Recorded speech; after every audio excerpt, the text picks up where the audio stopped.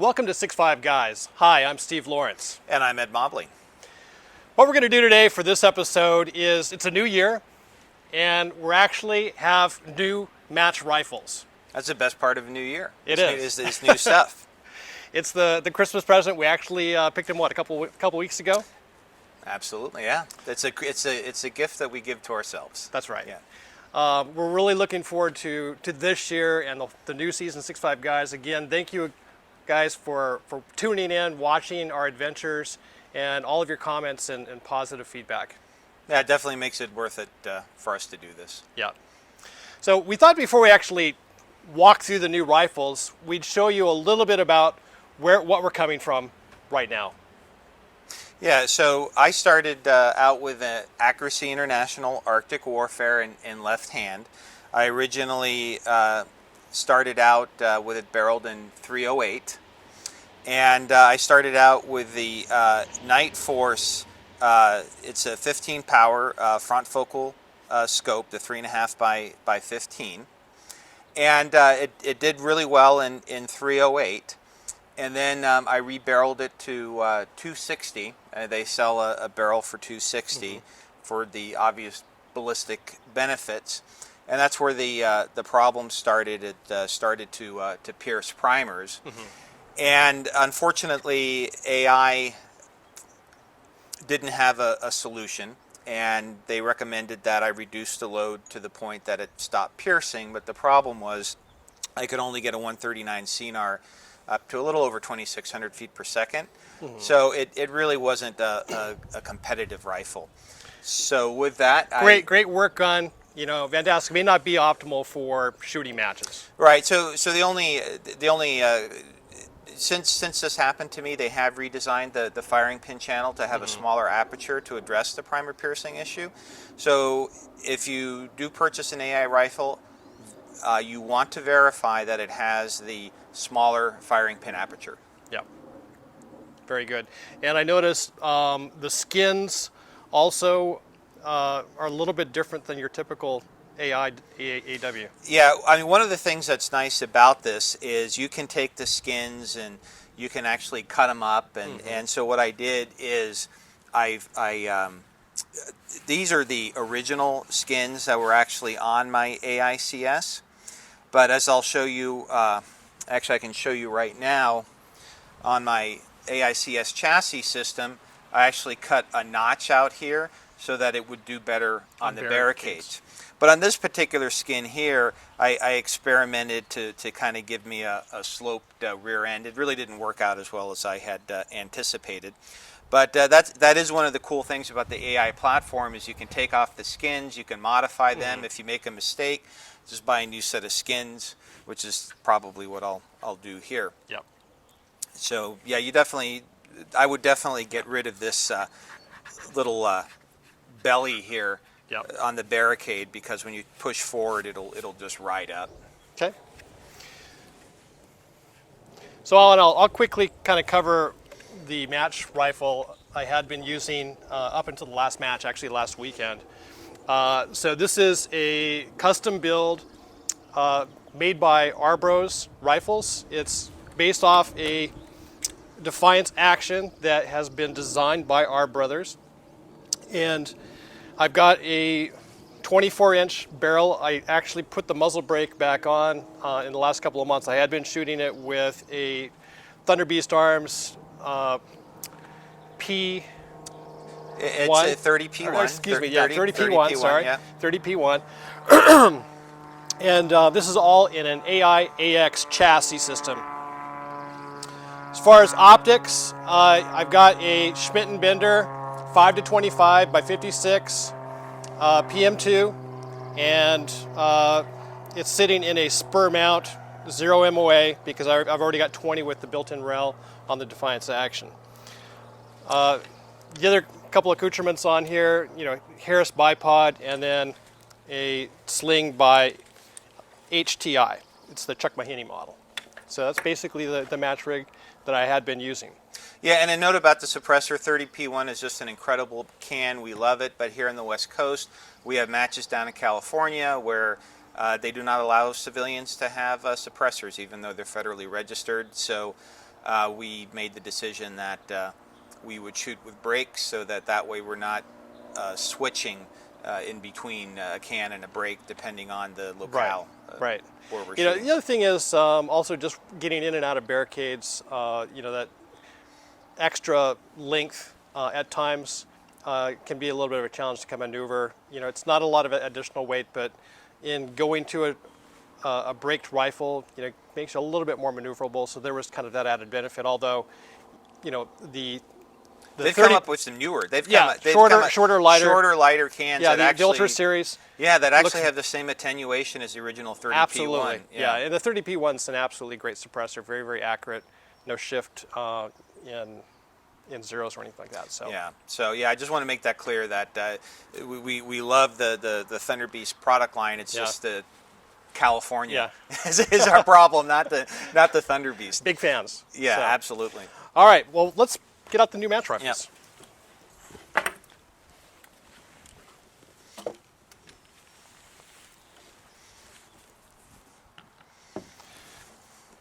Now you'll see here in a moment that Ed's rifle is virtually identical to mine. There's a few variations, but we'll kind of alternate back and forth, just going from stem to stern on kind of what we've got here. So as we've done before, we've realized that there are a lot of benefits, particularly since we shoot together, we go to a lot of the matches together, we compete as a team at times, to have a very similar setup because we can share dope. In fact, we can actually share cartridges from one rifle And we've to the done that. next. We've done Yeah, that. Absolutely. We've done that. And so this rifle itself is the same rifle that I have been shooting for the past year, but as the viewers will probably recognize, I used to have it in this AICS chassis system, and I shot it in this chassis system because the Manners, the T2A stock, there was quite a backlog on it. Now, what is a little bit different in our rifles is starting from the top. You know, we still are using the same brake. This is the Badger Thruster 3-port brake. It's actually been contoured to the barrel, so almost, you know, Travis Riddell does such a fantastic job. It almost looks like it's part of the barrel. And it's on a 26-inch. We actually added 2 additional inches for this season, just because we ended up deciding to go without the suppressor. Yeah, I'm still at 24 inches, but as soon as it's time for a barrel change, Another 1,000, and I'll be going to the 26-inch barrel. So this is a Broughton 7.1 light varmint contour barrel in 1/8 twist, right-hand twist, and so that's somewhat new for this season. Yeah, great barrel. I mean, it's a really nice contour. And then, as our viewers can see, we changed up the optics a bit. I mean, maybe talk about what you did there. Okay, so for this season, decided to try out the Night Force Beast, which is a 5-25 by 56 objective. I'm using the Horus H59 reticle. It's got the digital lume. You've got 0.2 mils per click with a 0.1 plus throw lever. Allows you to kind of quickly get to your mill come up very, very fast. So, you know, actually looking through the glass, for my eyes, I know, you know, this is open to debate, but for my eyes, I actually prefer looking through this glass over my Schmidt. So I went with the Vortex HG8 HD Gen 2. Say that 5 times quick. Gen 2 Razor. 3-27. No, it's a 4.5 to 27. Okay. And I got the zoom lever, and we're both using the Sequence. the Sequence rings. I mean, these are actually branded Vortex, but people know that they are actually made by Sequence. But we also have a set of rings that were generously donated by Spur, because we're going to be evaluating other scopes. And one thing that's really nice about the Spur mount, which we're running on our other rifles, what's nice about the Spur mount is how quickly you can level out a scope. Yeah. So that's really going to be handy for us when we're evaluating other scopes. Absolutely. And I noticed we have a little bit of a different anti-cant indicator. What are you using here? So I've got the Vortex anti-cant indicator. What I like about it is because I'm looking at it with my weak eye, and at best I've got about 20/80 vision in my weak eye. This actually shows up really, really well. Yep. So that's why I've chosen to go with this. Now I'm using the accuracy first anti-cant indicator. I actually tried a different one out. I won't name names, but That's Todd Hognet's one, yeah, right? this is Todd Hognet's one that his company has designed and put together. So I'm trying that out. So far, I really like it. And you're able to see that with your weak eye when you're on the scope? Yeah, absolutely. Yeah, that's really nice. That's really nice. And then, of course, we both have the Manners T2A stock. Yeah, this is the Carbon Elite, which is 100% carbon fiber fill. A little bit different of a paint job. You want kind of a classic OD green. Well, I just know it's just going to get completely banged up. And so I just wanted something where if I had to, I could just hit it with a can of Krylon and not care about it. And I went the Cryptek Highlander. I thought, heck, if I'm going to spend this much for a rifle, it's an extra $100 add-on.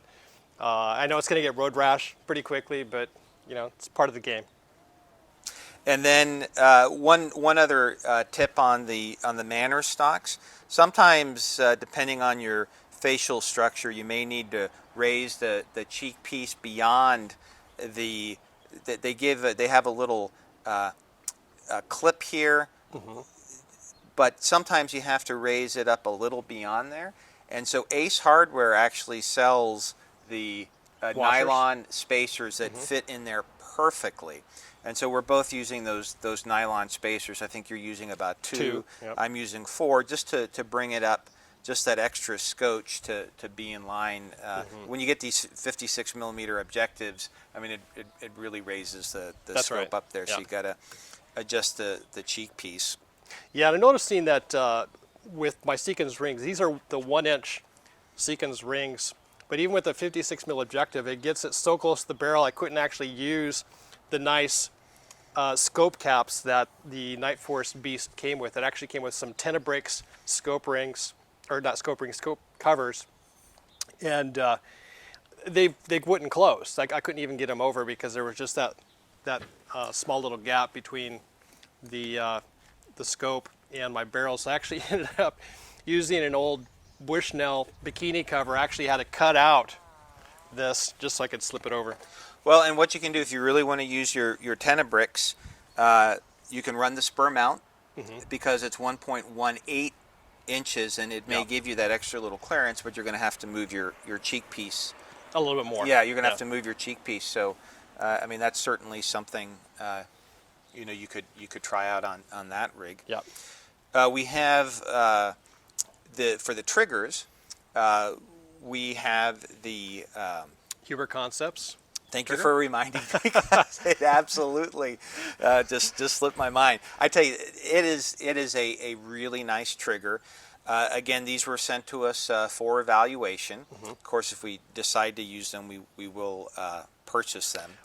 So far, from what using it, I really love this trigger. I read John Huber's article up on the sniper side, and it's very well thought out. And we also had a chance to talk to him at the match in Las Vegas and discuss a little bit about trigger design and philosophy. So really happy to put that in the rig and give that a try. Yeah, and what I like about it is it has a nice wide shoe. I mean, it reminds me a lot of that factory Remington 700 shoe, which a lot of people like.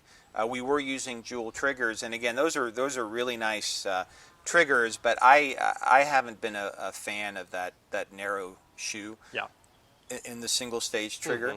But we're actually going to. I mean, I've been doing quite a bit of dry firing with this, and I really like it. And we're going to do some live fire with it today, and just continue to report back on how it's doing. But right now, very promising. So the action's still the same. This is still, the Defiance build, the Arbros Gen 2 Rogue action. So it's got an integrated recoil lug, integrated 20 MOA rail, some other neat features on this, but nice action. And then on the front, let's talk a little about bipod choice.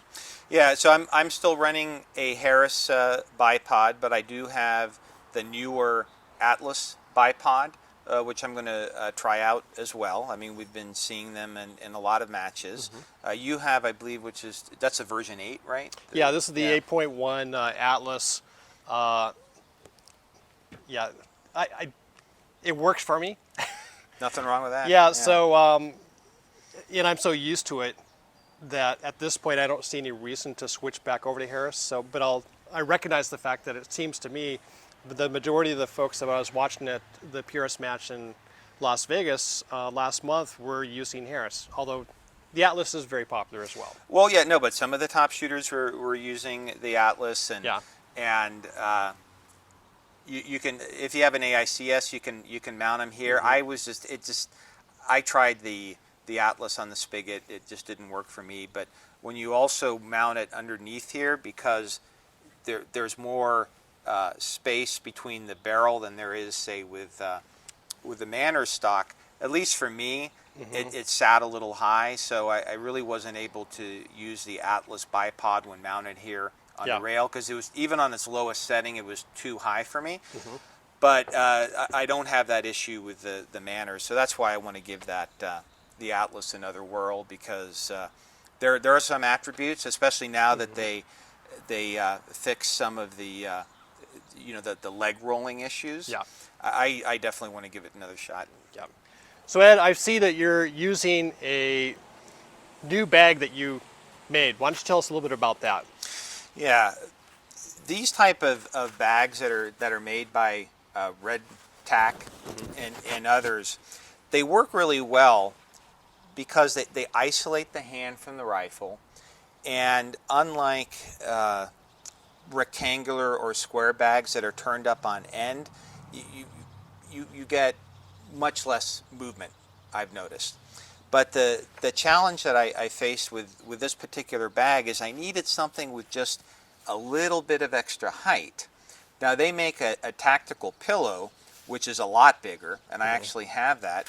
So I sewed up my own bag. Yeah. Now you have your own industrial sewing machine, a FAF walking foot sewing machine, along with Cordura nylon and different fill. Yeah, I bought like 3 yards of cord. I mean, I bought the sewing machine a long time ago to do some automotive upholstery, but I figured, you know what, I've got the tools. So you sewed one up. It's just a little bit bigger than this. Yeah, it's just a little bit bigger, just to give just a little bit of extra height. Yeah. So we're going to be trying that out. And then also the good folks at Short Action Precision also sent us this bag. Yeah, this is their run and gun bag. And they had just come out with this, and they've sent us an eval unit to check out. So we're going to try that out, because one thing we noticed at the match in Vegas is a lot of people seem to be using these types of bags. Yeah, or like a straight-laced bag or something like that. Well, exactly. I think straight lace was probably one of the first ones in this size, right? Yeah. So I'm going to give this a whirl, but again, this is all part of just getting as well as me. Well, yeah, of course, of course. So. Let's go to your sling. What are you using? Anything different? So I'm using a Tab gear sling. Okay. Bought this maybe 4 or 5 years ago. It's when they came out with those Austrian Alpine hooks that will hold up a car. And I'm using this. It's got the traditional sling studs instead of the HK hooks you were using. Yeah, because on the AI I was using just a standard AI sling with the HK hooks, and I'm using these Talon sling stud hooks right here. So they go in right here, and they're almost as fast as a flush cup, but I mean they're not gonna come off. So you had mentioned also that you were possibly looking at repositioning that sling swivel. Yeah, so I don't want this to interfere with the rear bag. Yeah. So I'm going to reposition the sling swivel right here in the stock. And I spoke with our gunsmith, and I have step-by-step instructions on how to do that. All right, we'll check in later and see how that goes. All right. And before I forget too, Short Action Precision, they've also sent us an eval sling. So we're gonna try try that one as well. Yeah, so stay tuned, guys. We're planning an upcoming video probably in the next couple of months. We're going to be doing kind of a compare and contrast of different rear bags and slings, and you guys might appreciate that information, because I know, we spent a lot of money trying out different stuff, and I've always thought I could benefit just by other people's experience. Right, and what we do is now we're at the point where people actually send us stuff where we can evaluate it, but the stuff that we decide to keep and use personally, we pay for it. So when we use something, it's because we believe in it. Yeah. All right, so I'm going to kind of quickly run through, my sling, my rear bag. So the sling I'm using, I found no reason, at least for this year, to change. I'm still using the HDI Chuck Mahoney sling. Lets me get in and out of it really quick, and it's worked for me last season, so I'm going to continue to use that, although I'm looking forward to trying out some of the other slings that are out there. As far as rear bag, still using my trusty Sage flat shooters rear bag. I've had this now for a few years, really love it. Again, if it's working for me, why change it? I may find that for this rifle, I may use something different. About the only thing I don't like about it right now is just the camo color. It's getting a little bit tired. I'd prefer something in multicam, but You should just get everything in black. That way you can... yeah. Now, one of the reasons we went with the T2A stock is particularly for this ramp part of the butt of the stock. So what it allows us to do versus the chassis that we were using had sort of this hook where you could pull it into your shoulder, or this pocket back here. But however, to get the elevation you needed at times, sometimes you really... Yeah, it's relatively flat. There's no ramp, so in order to get a fine elevation control, you would have to squeeze the bag, right? Or you could turn it like or you could this, turn it. But when it's up high like this, it may not be as stable. Yeah, and under recoil, a lot of times you'd have to rebuild your position, and if you're squeezing it really hard, you may introduce a little bit of a pulse on your sight picture. So with this type of a stock, what allows us to do is simply take our bag and move it back farther in order to get that fine elevation control without squeezing your bag super hard and causing a little bit of a pulse or some wobble in your reticles. So we're giving that a try. So far it seems to be working for us, and we'll continue to report back on that. But yeah, we're really proud of the rifles this season and looking to get out more and share some of the adventures of shooting them in 2015. And again, we really appreciate your feedback and interest. This is why we continue to do this and continue to share our journey with you. So again, thank you very much. Yeah, and again, if you like the video, please share it with your friends. We'd love to hear your comments, and give it a thumbs up and share it out on YouTube and Facebook. Remember, folks, life's an adventure. Stay on target.